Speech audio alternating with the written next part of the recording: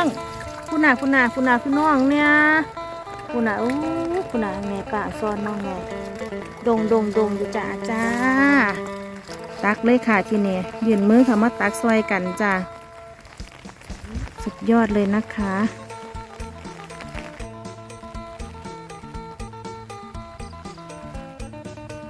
สวัสดีจ้าพี่น้องพอกันอีกแล้วเด้อจ้ากับนดโก้ชาแนลเด้อค่ะพี่น้องเมื่อนี้จ้าพาพี่น้องออกหาเมืองญาติพี่น้องออกยกยกสะดุ้งเนาะจ้านี่ค่ะเมื่อกี้ฝนตกแห้งจ้าพี่น้อง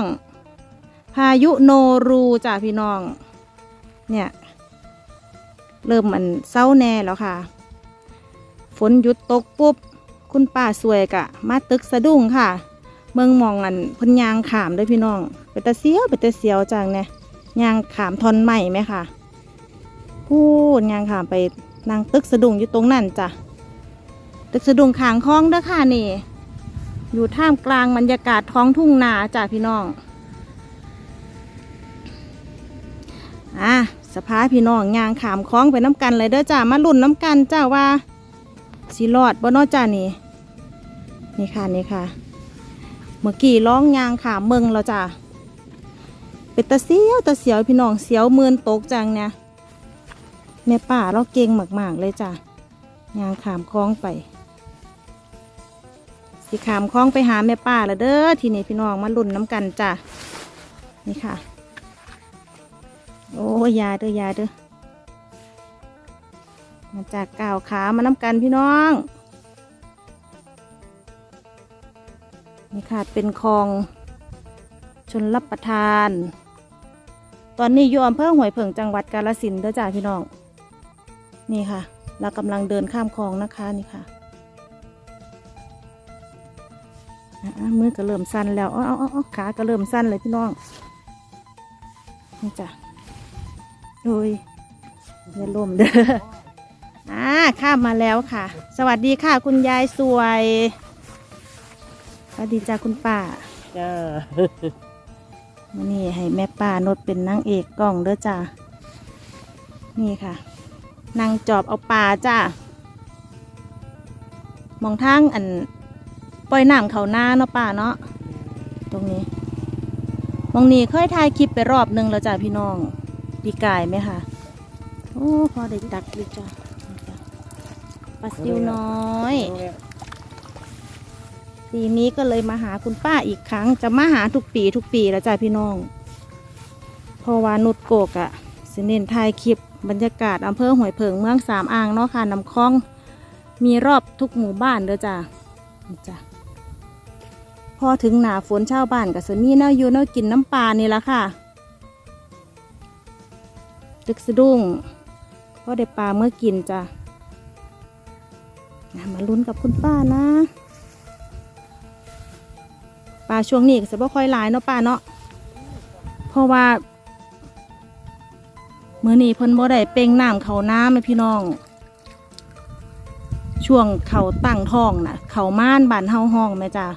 เพิ่นก็จะเป่งน้ำเขาน้าได้เนาะป้าปลาก็สไลด์ปลาก็จะขึ้นมาจากทงนาม่อนขอดกันอยู่มองนี้แล้วค่ะ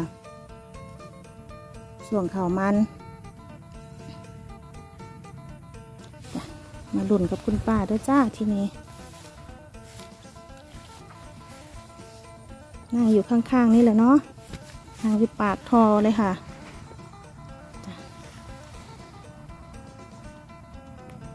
น้ำขุ่นจะบอกว่าเห็นป่าเนาะป่าเนาะนี่นั่งจอบเอาได้จ่าปลาซิวจังสิได้ค่ะจอบให้เพิ่นนั่นร้อยเขาสะดุ้งจ้ะได้ปะโอ้เอาปากก็เหลียวเห็นโอ้ยในพี่น้องเห็นบ่ตากล้องยังมองบ่เห็นปลาซิวอยู่เด้จ้ะแต่ว่าแม่ป้าเพิ่นเหลียวเห็นแล้วได้เครื่องหมกจ้า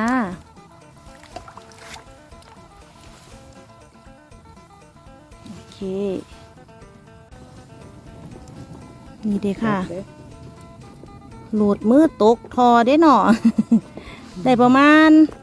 2เนาะป้าเนาะประมาณ2หมกได้ค่ะนี่ ลาซิวจ้ะปลาซิวอ้าวได้บ่บ่ได้กระตาแม่ป่ากระตาหักจ้ะกระตาใส่ปลาซิวไทยหอยเผิงมีแต่อันตะหักเนาะจ้ะสื่อทำมาตะทางใดในแม่ป่าเนี่ยโอ้ยังไงกระตาหน่อยพี่น้องถ่ายคลิปไปพร้อมได้รับชมกระตาใส่ปลาซิวพร้อมค่ะคุณน่ะนี่เนี่ยน่ารักมากเลยแต่ว่าใส่ปลาใหญ่บ่ได้ด้วยนี่ค่ะมันเต้นออกใส่ปลาซิวได้อย่างเดียวมาลุ่นมุมนี่จ้าพี่น้องที่นี่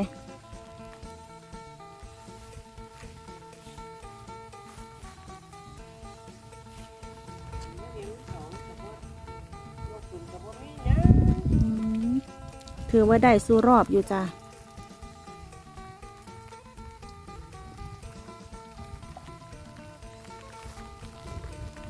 ระวังนั่นก็รับชมบรรยากาศท้องทุ่งนาสีเขียวเนาะค่ะเนาะฝนลงเม็ดแล้วจ้ะปอกแป๊กปอกแป๊กแล้วให้ยวนหม่องปลาสวยเล่าตึกสะดุ้งมีเถียงนาอยู่ไหมค่ะฝนตกแห้งกับผ้ากันแลนเขาเถียงนาแล้วบัดตาทีนี้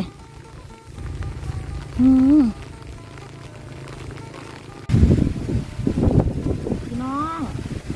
ฝนตกแห้งจ้ะเขาโฮมกันจ้ะจ้ะอยู่ใต้เถียงค่ะพี่น้องเห็นบ่อันขาวๆนะว่าแม่นยังได้จ้ะฝนทั้งนั้นเลยค่ะนี่พายุโนรูจ้ะเห็นไหมค่ะปลาขาวๆนะฝนตกแห้งพี่น้องจะปรับหน้ากล้องไปเทียนคุณป้าสวยแล้วนะคะจ้ะนั่งตากฝนเลยค่ะนั่งตากฝน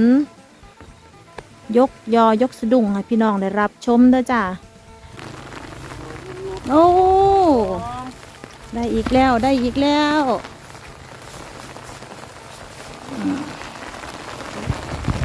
เอาฝนตกจังสิแม่ป้าได้เข้าโฮมบ่หรือว่านั่งตึกสิล่ะบ่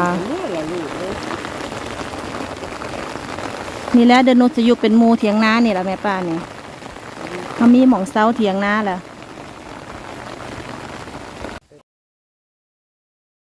บอกเขาซ้ำพี่น้องแต่ว่าปลาอีหยังนี่แม่ป้านี่ปลาขาวว่าแม่ป้าโอ้เต้นออก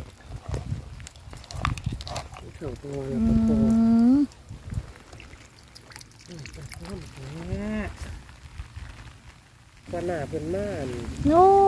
ได้อยู่จ้ามาติดปลาเอาเลยป่ะโอเคสะสมกันไปแล้วจ้าพี่น้องเป็นการสะสมแต้มจ้า2 ตัว 3 ตัวก็ต้องตักไปก่อนค่ะเพราะได้ยกแล้วหลอมนี่คือได้หลายแต่จ้างเนี่ยโอ้ยคุณน่ะ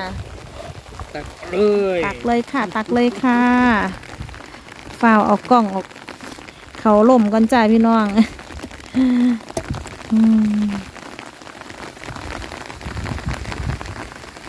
รอบนี้ได้ไหมได้หรือเปล่าบ่ได้จ้ะโอ้ได้น้อยนึงจากฝนตกไหมค่ะพี่น้องปลากับบ่ค่อยเข่าสะดุ้งไหมค่ะนี่ค่ะใส่น้อมาเมืองผลงานคุณป้าก่อน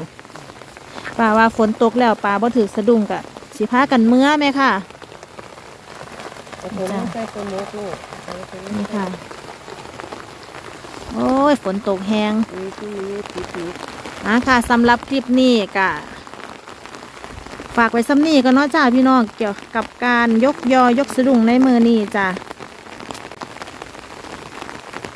ท้ายนี้ก็ขอกล่าวคำว่าสวัสดีนะคะขอบคุณทุกท่านที่เข้ามารับชมและติดตามเป็นกำลังใจให้นุชก็มาตลอดนะคะนุชจะเอาสบู่ระฆังทองให้แม่ป้าน้ำจ้าพี่น้องสบู่ระฆังทองนะคะลดสิวฝ้าแก้ผดผื่นคันนะคะเป็นกลิ่นน้ำนมเข่าจ้ะพี่น้องหอมจ้ะนี่แม่ป้าเพิ่นตึกสะดุ้งเนาะจ้ะถือฝนถือไข่น้ำมันหยาน้ำยังกะถือน้ำไหมจ้ะนี่ค่ะกระเสอบอาจจะมี การระคายเครื่องน้ำเนาะจ้ะเนาะอาจจะเป็นขั้นน้ำขาน้ำแข็งไหมค่ะพี่น้อง